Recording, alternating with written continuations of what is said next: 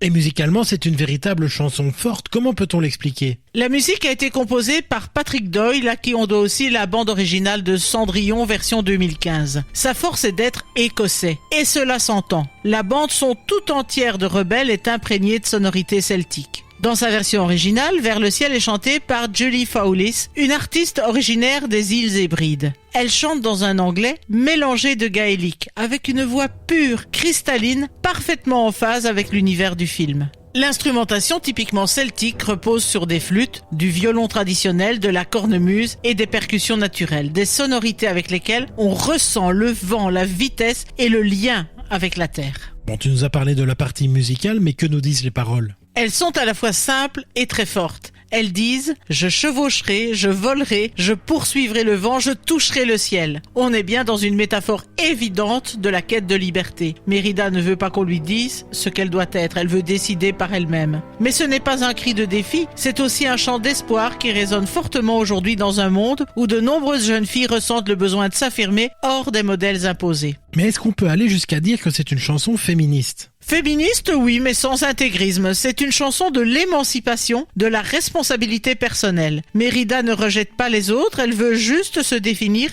elle-même. Mais le film va lui apprendre que la liberté implique aussi de comprendre les conséquences de ses actes. Ce qui est important, c'est que la chanson, au lieu d'être placée au sommet d'un acte dramatique, arrive très tôt. Elle représente alors plutôt une promesse, une étincelle. Elle nous dit ce que Mérida souhaite avant que l'intrigue même ne vienne bousculer ses idéaux.